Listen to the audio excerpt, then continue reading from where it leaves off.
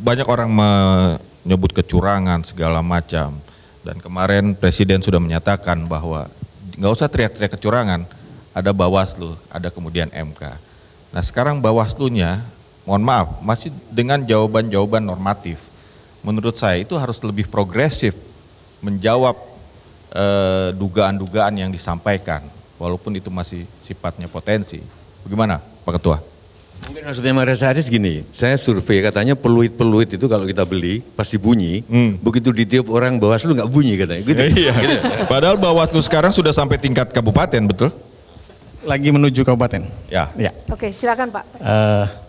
Pertama banyak hal yang terjadi ya, misalnya dari keterlambatan, logistik, pembukaan TPS yang terlambat, pelanggaran administrasi, itu masih bisa diperbaiki. Yang agak masalah ketika ada surat-suara tercoblos. Nah, ketika surat-suara tercoblos, maka kami perintahkan kepada teman-teman pengawas TPS, hentikan dulu, periksa surat suara yang ada tersisa. Siapa tahu tercoblos. Dan ini dilakukan. Mereka berhenti, cek kejadian TPS 51 Gunung Putri misalnya. Ada 4 suara tercoblos, ya, kemudian berhenti, kita cek semua, ada 4 lagi yang tercoblos. Nah itu yang kemudian kita anggap sebagai surat suara rusak, dipisahkan. Alhamdulillah semua pemilih bisa terpenuhi. Untung ada surat-surat cadangan juga 6 kan, 6 buah per TPS. Nah itu yang terjadi. Jadi ini kadang-kadang di tingkat teman-teman TPS tidak mengerti. Ada yang mau lanjut terus, padahal tidak boleh, berhenti dulu. Siapa tahu ada yang tercoblos lagi. Misalnya ada kejadian lagi di salah satu di Bogor juga, 24 yang tercoblos untuk 2 pasangan, ya. 1 pasangan A, 1 pasangan B. Nah itu yang kemudian kita anggap nanti sebagai surat suara rusak. Nah ada proses pidananya nanti ke depan. Nah tapi akan tergantung dari segi waktu, kecukupan alat bukti, dan juga pemeriksaan nanti di lapangan. Nah itu yang kita akan kejar juga, walaupun akan sangat terbatas waktunya. Namanya pidana pemilu sangat cepat waktunya. 7+7 di Bawaslu, 14 hari di penyidik, 5 hari di penuntut, 7 hari di pengadilan negeri, harus sudah selesai. Nah sebenarnya ya ingin kami butuh progresif, yakinkan langkah progresifnya seperti apa untuk itikatnya gimana Mas? Langkah progresifnya ya itu surat-suara tertukar, surat-suara misal surat-surat rusak, itu satu langkah progresif.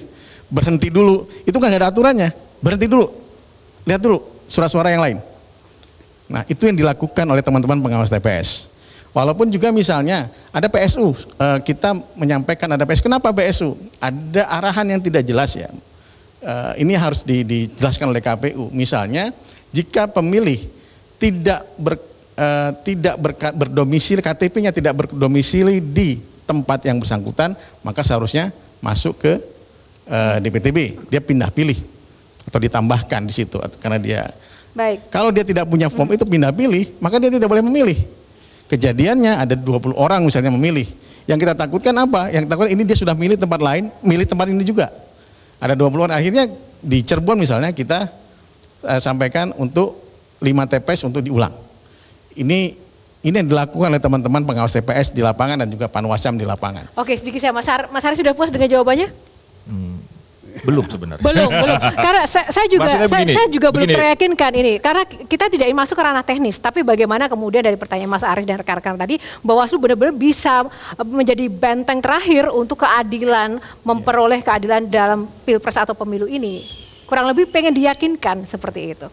Kalau tidak nanti Bawaslu bisa jadi penanggung dosa pemilu. Menurut Bang Rocky gimana? Oke. Anda terangkan tadi upaya untuk menghalangi berkembangnya kejahatan pemilu. Kan itu intinya tadi.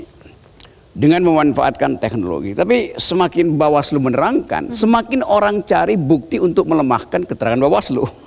Jadi beredar ini, berapa jam lalu saya habis naik gunung, karena itu ngaco nih customnya kan. Saya ketemu dengan anak-anak muda di situ. Itu masing-masing megang handphone dan saling memperlihatkan, datanya kok beda begini kan. Jadi kecurigaan itu udah jadi grammar di dalam politik kita. Curiga aja kerjaannya tuh. Nah kalau kita dengar keterangan Bawaslu, itu seolah-olah apa yang dia ucapkan itu upaya untuk menutupi apa yang dia pikirkan. Apa namanya di pelajaran Mbak Oki di Fakultas Psikologi UI itu reverse psychology bekerja akhirnya tuh. Jadi apapun yang akan diterangkan oleh Bawaslu itu orang akan bilang, ya nggak mungkin begitu, udah pasti curang itu. Kenapa? Karena memorinya pergi pada MK akhirnya kan. Jadi apapun yang Anda terangkan itu udah jadi semacam ini sampah keterangan itu. Karena dari awal udah sampah itu. Orang nggak kasih penghormatan lagi pada Bawaslu. Berapa waktu lalu saya kasih ceramah di Kalimantan Tengah itu, Bawaslu ada di situ tuh. Dan mulai Pak Rocky nggak boleh kampanye. Saya bilang saya mau kampanye. Kenapa saya salah? Saya bukan anggota tim sukses. Saya mau kampanyekan pikiran itu untuk menghalangi money politics. Sebetulnya tugas Bawaslu adalah mengintip potensi money politics, itu aja.